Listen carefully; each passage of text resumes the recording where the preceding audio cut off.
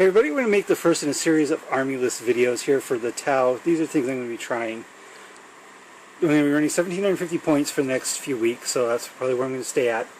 The thing that caught me most about the Tau Codex is it's got a lot of units that are really good at standing still and some units that are really good at moving out fast. So we're going to make three videos here. One is going to be a static list. I'm going to make a more mobile list, and finally I'm going to have a hybrid list. And this is actually the hybrid list here. It's got a lot of static units, and it's got several units that are quite mobile. To start with, for HQs, I'm going to be running a Cadre Fireblade, which I've been working on for the last couple of days. He's pretty close to being done. Just need some more layers. I'm going to be running, this is my proxy model for an Ethereal. I actually don't own an Ethereal model, because they were so bad before, so I'm going to have to try and buy one. So the Cadre Fireblade has two marker drones. Obviously I've got an Aegis with a quad gun. He's going to be on the quad gun most of the time. And he's going to be sitting this full unit of 12 Fire Warriors. They've got a Sashwi and two marker drones. Right there. So they're going to be sitting back behind the Aegis with the Cadre Fireblade.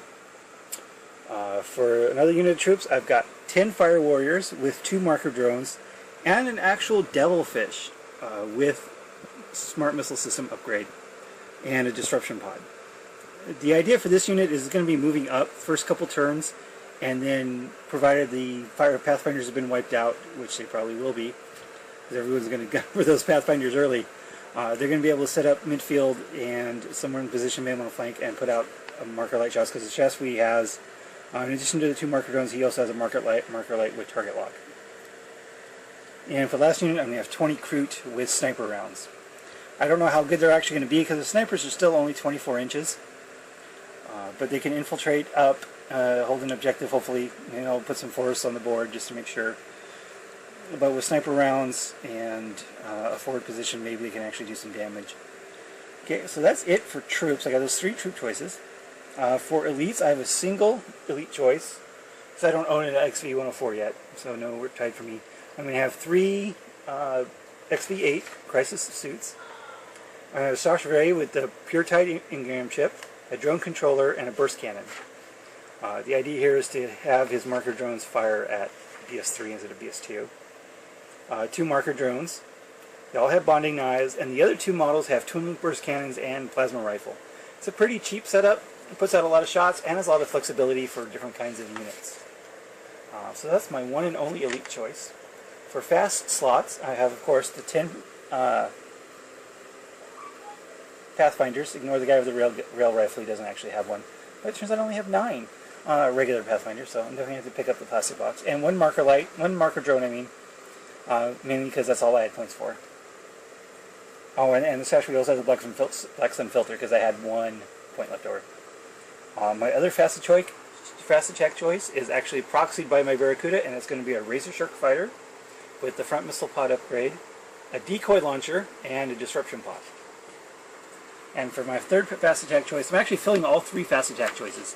I have 3 Piranhas with Black Sun filters, again because I just had a couple extra points, and disruption pods. These Piranhas are really, really good. They're going to be, the idea for them is to move up turn 1 and get into a position where they can really pour out some shots, because between the 3 of them, they have 24 strength 5 shots.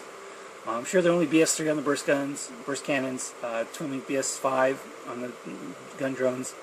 But if you can get a marker light 2, 1 or 2 shots on there, or maybe get them within range of an Aegis and drop the cover save with some marker lights, they're going to do a lot of damage. And they're going to be great for denial, just getting in there and maybe screwing up an objective on scouring, or just being a backfield harassing unit. For heavy supports, I'm running 2 heavy support choices. First one is I'm going to run broadsides with the rail guns, with the rail rifles, heavy rail rifles, and 2 shield drones, and velocity trackers. If you've kept track of the Tau at all, you've probably heard a lot about the missile-heavy broadsides, but I'm going to keep them kind of classic for now, just to see what happens, see how they play out. And the other heavy choice is going to be a Skyray. That's right, Skyrays are just so good, I can't help but take one. He's going to have the SMS upgrade, which of course is free, a Black Sun filter, and a disruption pod. Of course, they come with velocity trackers, so we have Skyfire, and with the network marker lights and the SMS, they can put out quite a bit of fire. There's not moving. So that's it. That's my 1750 point list. So this is kind of a hybrid list, which has the static units and the one fire warrior unit and the recruit, and much more high moving units in the devilfish and the piranhas and the razor shark. And even those guys can move around quite a bit if they need to get their firepower where it's needed. So that's it, and I'll talk to you guys later.